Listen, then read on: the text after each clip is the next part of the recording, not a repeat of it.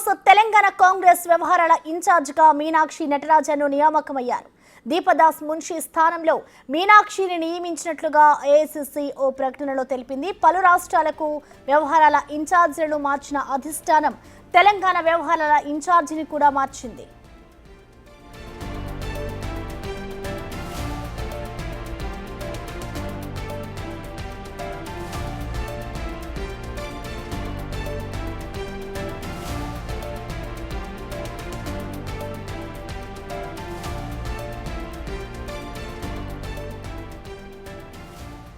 రెండు 2002 నుండి 2005 వరకు మధ్యప్రదేశ్ యూత్ కాంగ్రెస్ అధ్యక్షురాలిగా మీనాక్షి పనిచేశారు.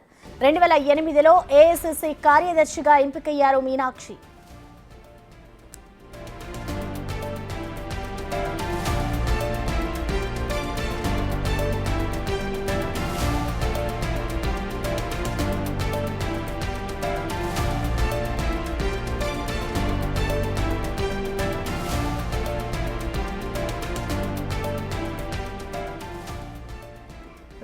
కొత్త కాంగ్రెస్ ఇన్ఛార్జికి సంబంధించిన కంప్లీట్ అప్డేట్స్ ని ఢిల్లీ నుంచి మా ప్రతినిధి శివ లైవ్ ద్వారా అందిస్తారు. శివ, ప్రసన్న, కాంగ్రెస్ అధిష్టానం ఈరోజు 2 రాష్ట్రాలకు జనరల్ సెక్రటరీలను 9 రాష్ట్రాలకు కాంగ్రెస్ వ్యవహారాల ఇన్ఛార్జీలను నియమిస్తూ ఉత్తర్వులు వెల్లడించింది. తెలంగాణకు సంబంధించి ప్రెసిడెంట్ ఉన్న దీపదాస్ మున్సిని తప్పించి ఆమె ప్లేస్ లో మరో మహిళా కాంగ్రెస్ వ్యవహారాల ఇన్ఛార్జిను నియమించింది కాంగ్రెస్ అధిష్టానం. దానిలో భాగంగా మీనాక్షి నటరాజన్, కాంగ్రెస్ సీనియర్ నాయకురాలు మీనాక్షి నటరాజన్ ను నియమిస్తూ కాంగ్రెస్ అధిష్టానం ఆదేశాలు జారీ చేసింది. మీనాక్షి నటరాజన్ 2009 నుంచి 14 వరకు కూడా పార్లమెంట్ సభ్యురాలుగా ఒకసారి తను పదవి బాధ్యతలు చేపట్టారు. ఇక అంతకుముందు యూత్ కాంగ్రెస్ లీడర్ గా కూడా వ్యవహరించారు. మీనాక్షి నటరాజన్ ఒకసారి బయోడేటా ఒకసారి చూసుకుంటే కనుక మీనాక్షి నటరాజన్ 1973 జూలై 23న మీనాక్షి నటరాజన్ మధ్యప్రదేశ్ లోని నాగ్డా ప్రాంతంలో జన్మించారు. మీనాక్షి నటరాజన్ తల్లిదండ్రులు ఏఆర్ నటరాజన్, అలాగే తల్లి ఉమా నటరాజన్. ఇక విద్యా అర్హతలు ఒకసారి చూసుకుంటే కనుక ఎల్ఎల్బి, అలాగే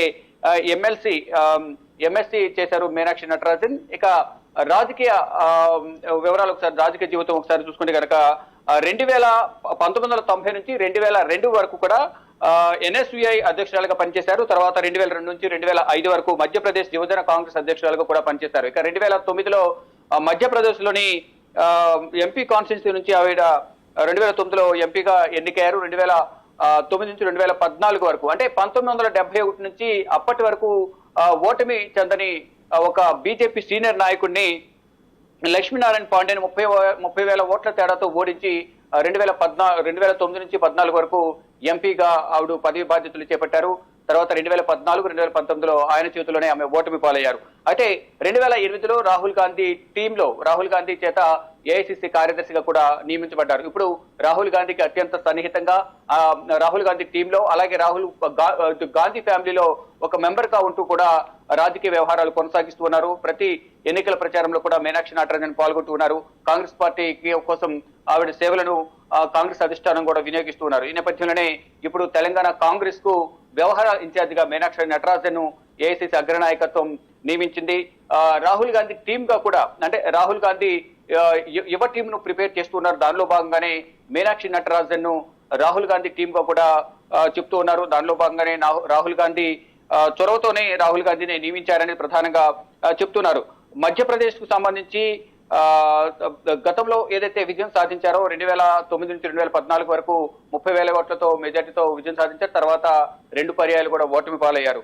ఇక అనేక పదవులను మీనాక్షి నటరాజన్ చేపట్టారు. కాంగ్రెస్ ఆధ్వర్యంలో యువజన కాంగ్రెస్ గాని ఎన్ఎస్యుఐ ప్రెసిడెంట్ గా కూడా బాధ్యతలు నిర్వహించారు. ఇక కాంగ్రెస్ కు సంబంధించి తెలంగాణ కాంగ్రెస్ వ్యవహారాల ఇన్ఛార్జిగా నియమించడం పట్ల కూడా మీనాక్షి నటరాజన్ సంతోషం వ్యక్తం చేస్తూ ఉన్నారు. కాంగ్రెస్ పార్టీని మరింత బలోపేతం చేస్తాను, కాంగ్రెస్ పార్టీకి సంబంధించి అందరూ కలిసి పనిచేసే విధంగా కూడా, మరింత బలోపేతం విధంగా కూడా పనిచేసేందుకు నేను సిద్ధంగా ఉన్నానంటూ కూడా కాంగ్రెస్ అధిష్టానానికి మీనాక్షి నటరాజన్ కృతజ్ఞతలు తెలుపుతున్నారు. గత కొంతకాలంగా కూడా మీనాక్షి నటరాజన్ పేరైతే వినిపిస్తున్నప్పటికీ అధికారికంగా ప్రకటించాల్సి ఉంది. ముందుగా సచిన్ పైలట్, భూపేష్ బాగెల్, మీనాక్షి నటరాజన్ ఈ ముగ్గురిలో ఒకరి పేరును ఫైనల్ చేస్తారంటూ కూడా ప్రచారం జరిగింది. ఫైనల్ గా కాంగ్రెస్ అధిష్టానం ఇటు మీనాక్షి నటరాజన్ ను తెలంగాణ కాంగ్రెస్ వ్యవహారాల ఇన్ఛార్జిగా నియమిస్తూ ఆదేశాలు జారీ చేశారు.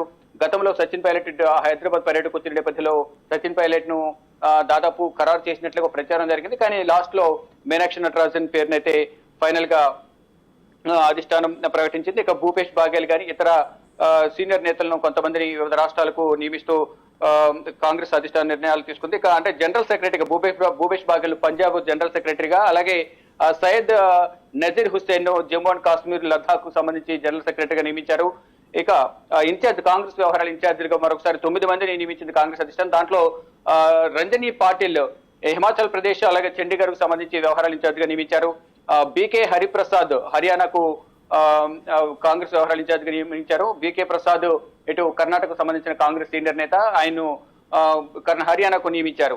హరీష్ చౌదరి మధ్యప్రదేశ్, అలాగే గిరీష్ చోడాంకర్ తమిళనాడు, అలాగే పుదుచ్చేరి, అజయ్ కుమార్ లల్లు ఒడిశా, కె రాజు కొప్పుల రాజు ఎవరైతే ఉన్నారో ఆంధ్రప్రదేశ్ సంబంధించిన రాజు ఎవరైతే ఉన్నారో ఆయన జార్ఖండ్ కు కాంగ్రెస్ వ్యవహారాల ఇన్ఛార్జ్ గా నియమించారు. ఇక మీనాక్షి నటరాజన్ తెలంగాణ, సప్తగిరి శంకర్ ఉలాకా మణిపూర్, త్రిపుర, సిక్కిం అలాగే నాగాలాండ్ కు సంబంధించిన రాష్ట్రాలకు కాంగ్రెస్ వ్యవహారాల ఇన్ఛార్జ్ గా నియమించారు. ఇక కృష్ణ అల్లవరు బీహార్ కు తెలంగాణ ఇటు కాంగ్రెస్ వ్యవహారాల ఇన్ఛార్జ్ గా నియమించారు. మొత్తంగా చూసుకుంటే తెలంగాణ కాంగ్రెస్ వ్యవహారాల ఇన్ఛార్జ్ సంబంధించి గత కొన్ని రోజులుగా కొన్ని ఊహాగానాలు వ్యక్తమవుతున్న నేపథ్యంలో ఆ ఊహాగానాలకు తెరదీస్తూ కాంగ్రెస్ అధిష్టానం మీనాక్షి నటరాజన్ ను తెలంగాణ కాంగ్రెస్ వ్యవహారాల ఇన్ఛార్జ్ గా నియమిస్తూ ఆదేశాలు అయితే జారీ చేసింది. Prasanna. Right, thank you Shiva.